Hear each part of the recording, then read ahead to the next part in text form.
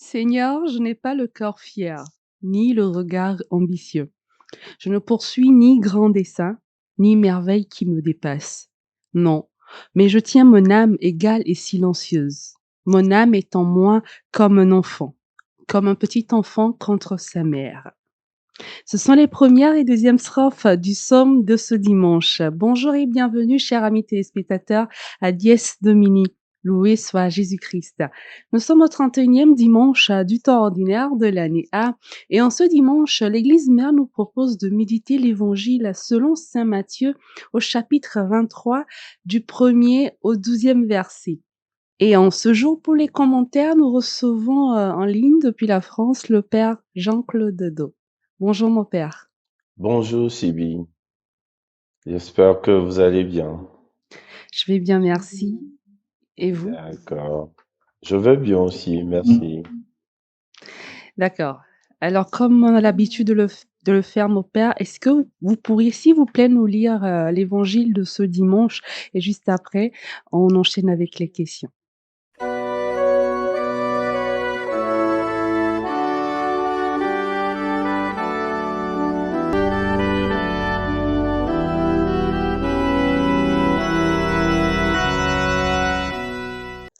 En ce temps-là, Jésus s'adressa aux foules et à ses disciples, et il déclara, les scribes et les pharisiens enseignent dans la chair de Moïse, donc tout ce qu'ils peuvent vous dire, faites-le et observez-le. Mais n'agissez pas d'après leurs actes, car ils disent et ne font pas. Ils attachent de pesants fardeaux difficiles à porter et ils en chargent les épaules des gens, mais eux-mêmes ne veulent pas les remuer du doigt. Toutes leurs actions, ils les font pour être remarqués des gens. Ils élargissent leurs phylactères, ils rallongent leurs franges. Ils aiment les places d'honneur dans les dîners, les sièges d'honneur dans les synagogues et les salutations sur les places publiques. Ils aiment recevoir des gens le titre de rabbi. Pour vous, ne vous faites pas donner le titre de rabbi, car vous n'avez qu'un seul maître pour vous enseigner, et vous êtes tous frères. Ne donnez à personne sur terre le nom de Père, car vous n'avez qu'un seul Père, celui qui est aux cieux. Ne vous faites pas non plus donner le titre de Maître, car vous n'avez qu'un seul Maître, le Christ. Le plus grand parmi vous sera votre serviteur. Qui s'élèvera sera abaissé, qui s'abaissera sera élevé. Merci, Père Jean-Claude, pour la lecture de l'Évangile. Alors, première question, comme on a pris l'habitude de le faire aussi, est-ce que vous pourriez, s'il vous plaît, nous situer le contexte de cet Évangile? Merci Sylvie et merci à tous nos auditeurs et téléspectateurs puisque nous sommes sur une chaîne YouTube. Quand nous parcourons les lectures de ce dimanche, on a l'impression que il n'y a que des invectives, que ce soit la première lecture où le prophète Malachie, remonte les bretelles aux prêtres de son temps, ou que ce soit l'évangile où Jésus semble se déchaîner sur les pharisiens et les scribes aussi de son temps. Il est question justement de la cohérence entre ce que l'on proclame.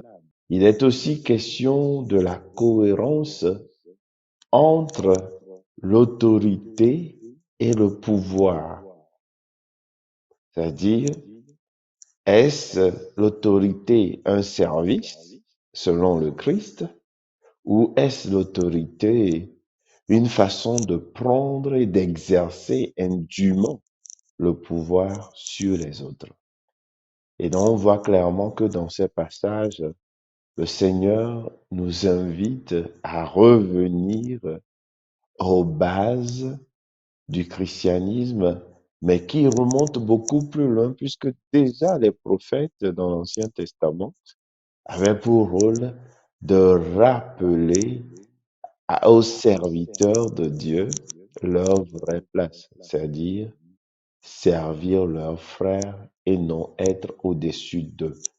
Et Jésus donne souvent des exemples dans la Bible. D'ailleurs, nous l'avons lu récemment, quand Jésus dit, mais si ce serviteur voit son maître tarder et qu'il se mette à frapper ses frères, à les piétiner, à ne pas leur donner leur ration de nourriture, il va recevoir un grand nombre de coups. Et pourtant, s'il fait la volonté de son maître, il n'en recevra pas. Donc nous voyons clairement revenir au cours des lectures de ce dimanche tous ces avertissements jusqu'à la parole où Jésus dit, vous n'avez qu'un Père, ne vous faites pas donner le titre de maître, etc. Donc en général, voilà, nous sommes ici en face d'une situation où le Seigneur, que ce soit dans la première lecture ou dans l'Évangile, rappelle à tout détenteur de l'autorité ou d'une parcelle de pouvoir de savoir comment l'exercer pour le bien de ses frères et sœurs et pour la gloire de Dieu. Alors, justement, mon père, je voudrais revenir sur une des phrases que vous avez prononcées tout à l'heure, enfin, une des phrases que Jésus a prononcées dans l'Évangile, où il dit, ne Oui, donnez à personne sur terre le nom de Père, car vous n'avez qu'un seul Père, celui qui est aux cieux. Enfin, moi, oui, je trouve que c'est un peu étonnant, cette phrase de la part de Jésus, parce que s'il nous dit de n'appeler personne Père, et nos géniteurs, on les appelle comment?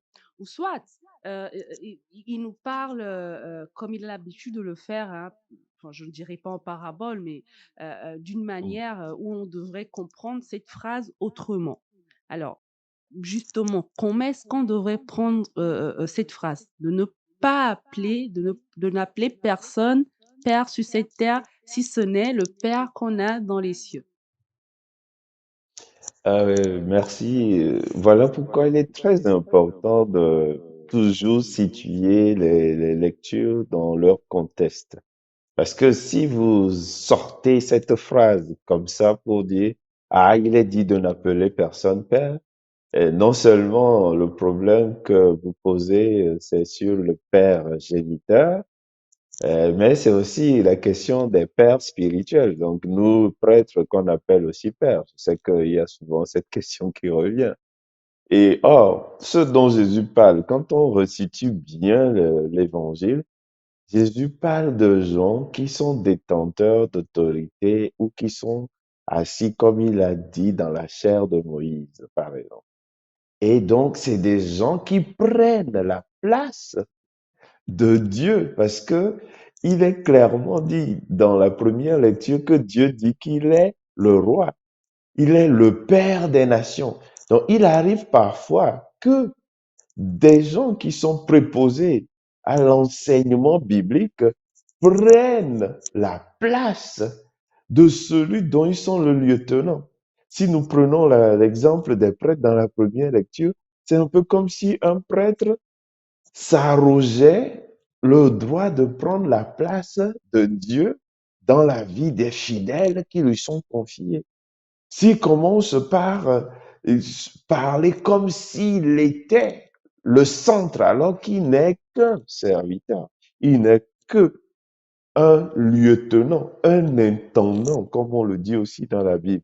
Donc ici, quand Jésus dit que ne vous donnez, ne appelez personne Père, c'est parce que certains enseignants, certains scribes, certains maîtres de la loi et certains prêtres prennent totalement la place de Dieu et se font nommer Père.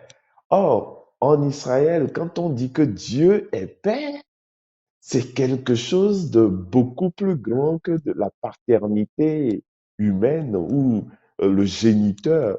Et d'ailleurs, vous remarquerez que dans l'Évangile, lorsque Jésus dit, le Père et moi, nous sommes un dans l'Évangile de Saint Jean, mais on a voulu le lapider parce qu'on lui a répondu, mais toi, tu n'es qu'un homme et tu te fais l'égal de Dieu. Donc, ce que Jésus dénonce ici en disant n'appelez personne Père, c'est justement lorsque les gens prennent la place de Dieu dans la vie de ceux envers qui ils sont envoyés, que ce soit comme maître de la loi, que ce soit comme scribe, que ce soit comme pharisien, que ce soit comme prêtre, ou aujourd'hui, quel que soit le type de fonction que l'on occupe dans l'Église, parce qu'au temps de Jésus, c'était ces personnes-là qui étaient en vue ou en vogue dans le temple, c'était les scribes, c'est ceux qui transcrivaient les Écritures, et les expliquait. C'était les prêtres, c'était les lévites, c'était les pharisiens qui avaient une place. Aujourd'hui, on peut dire, c'est les évêques, les prêtres, catholiques bien sûr, les diacres et ceux qui ont une autorité ou une fonction d'enseignement dans l'Église.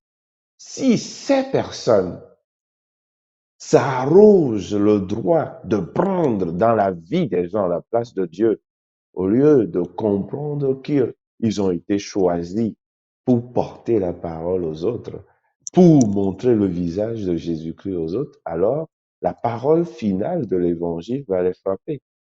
Quand Jésus dit celui qui s'élève sera abaissé et celui qui s'abaisse sera élevé, alors cette parole-là va les frapper.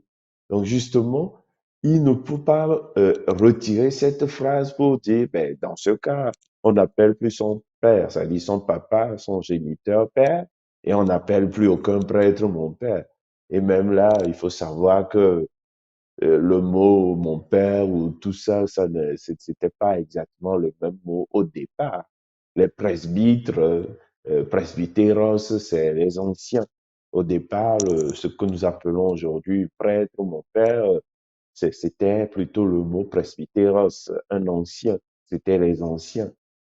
Donc voilà à peu près comment il faut resituer chaque phrase de Jésus dans le contexte de son enseignement en partant de ceux à qui il s'adresse pour justement l'actualiser et comprendre le message que Jésus veut passer en son temps et aujourd'hui en notre temps. Claude, c'est très important ce que vous êtes en train de dire là, hein, et c'est une réalité aujourd'hui, dans nos églises. Je crois que c'est le lieu d'éveiller les consciences, c'est le lieu de dire, à nos frères, et aussi peut-être, à nos pères qui sont là et peut-être, qui peut-être inconsciemment, sont dans ces situations où aujourd'hui ils prennent la place de Dieu dans la vie des fidèles. On voit des chrétiens qui ne jurent que par leur père spirituel. On dit, mon père spirituel m'a dit de faire ci, de faire ça. Ils jurent que par eux.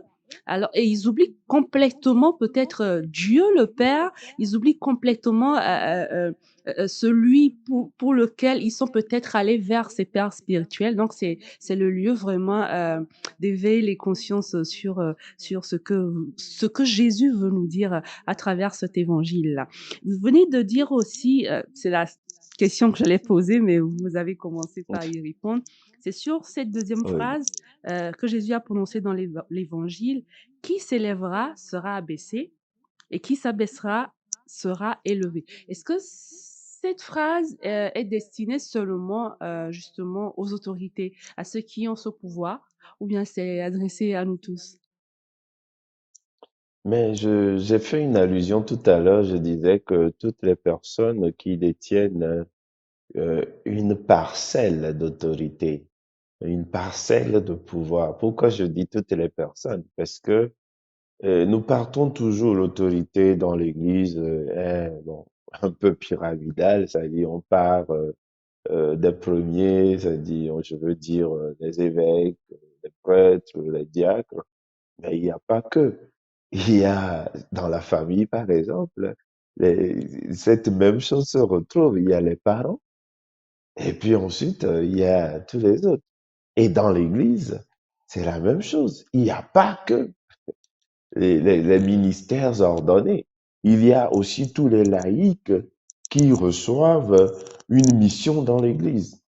Donc, que ce soit au niveau de l'Église, que ce soit la hiérarchie, disons, les ministres ordonnés, donc je veux dire évêques, prêtres, diacres, que ce soit les catéchistes, que ce soit tous les agents qu'on appelle pastoraux, tous ceux qui, d'une manière ou d'une autre, travaillent dans nos églises et ont reçu une mission particulière dans l'Église, ils sont concernés par les paroles de Jésus. Et quand nous allons dans les familles, les parents et autres, les éducateurs, ils sont concernés par ces paroles du Christ quand ils sont chrétiens.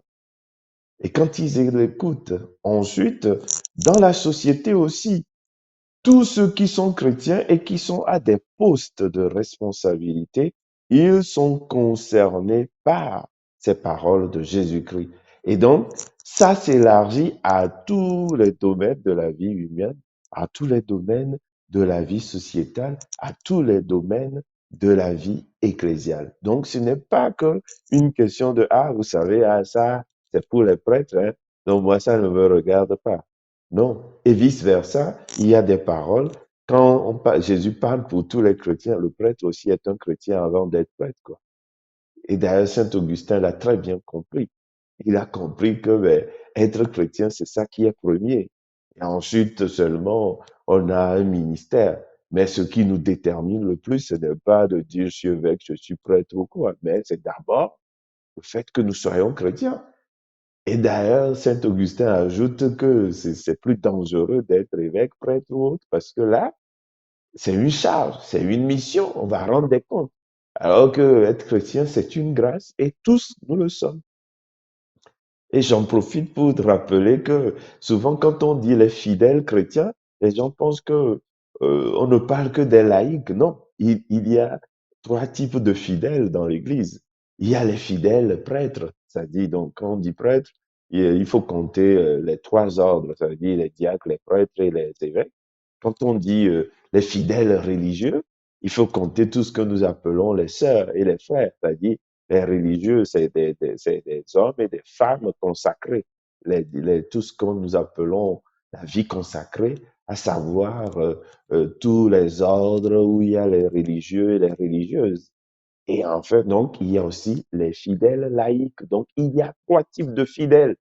Donc, les prêtres aussi sont des fidèles, les religieux, les religieuses sont des fidèles, et les laïcs sont aussi des fidèles. Et quand Jésus parle, il nous parle à tous ceux-là. Il parle à tous les fidèles, à tous ceux qui ont la foi, qui confessent et professent la foi et qui reconnaissent dans leur vie que Jésus est leur Seigneur.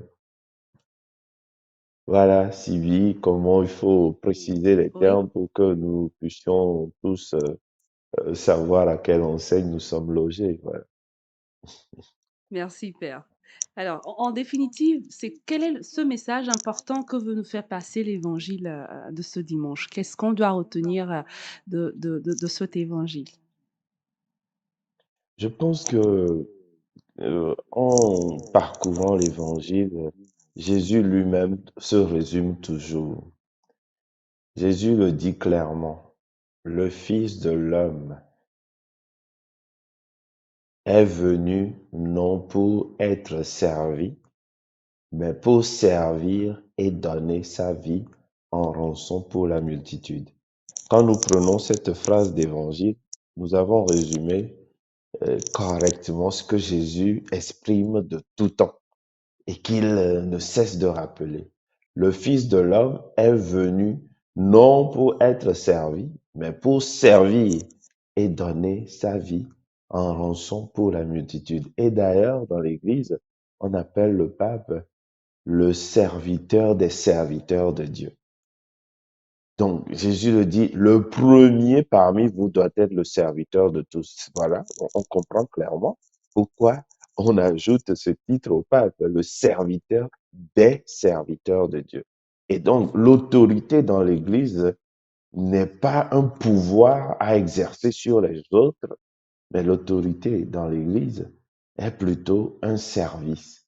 Et c'est très important que nous puissions le comprendre à tous les niveaux d'autorité dans l'Église. Et il y a le père Gapé qui a même travaillé sur ce sujet et qui l'a publié dans un petit livre que chacun pourrait peut-être acheter pour s'imprégner de ces réalités-là. Quel est le sens de l'autorité dans l'Église et à quoi nous sommes appelés? Et nous ne finirons pas de le rappeler. Le Fils de l'homme est venu, non pour être servi, mais pour servir et donner sa vie en rançon pour la multitude. Et quand le service sera central, quand nous deviendrons des laveurs de pieds, rappelez-vous le jeudi saint, a dit que au moment ultime où Jésus veut donner sa vie, le geste qu'il pose chez Saint Jean, c'est quoi? C'est le lavement des pieds. Vous m'appelez maître et seigneur. Et si moi qui suis le maître et seigneur, je vous lave les pieds, c'est pour que vous puissiez le faire les uns aux autres. Donc, quelque part, permettez-moi de le dire, un chrétien et surtout quelqu'un qui est un ministre de Dieu, c'est un laveur de pieds. Je vous remercie. C'est assez clair, hein, vos commentaires sur l'Évangile. Merci beaucoup d'avoir accepté notre invitation. Merci infiniment. J'espère qu'on se retrouvera encore une prochaine fois. Et bien de choses à vous Merci paroissiens. à vous. Merci à vous et bon dimanche. Merci, bon dimanche à vous aussi. Merci à vous, chers Merci. amis, de nous avoir suivis. Vous l'aurez compris, Jésus nous interpelle ce dimanche sur l'usage de l'autorité que nous avons ou bien qu'on nous donne. Le Père nous l'a bien dit, ce n'est pas que ceux qui sont nos autorités dans l'Église, pas que ceux qui ont un pouvoir dans l'Église, mais partout où nous sommes chrétiens, où nous avons une parcelle de pouvoir, une parcelle d'autorité, comment est-ce que nous faisons, nous usons de cette autorité-là? Est-ce que nous le faisons avec humilité, avec amour? Jésus l'a dit, qui s'abaisse sera élevé, qui s'élève sera abaissé. Je vous retrouve la semaine prochaine pour un nouveau numéro, chers amis. Soyez bénis. Au revoir.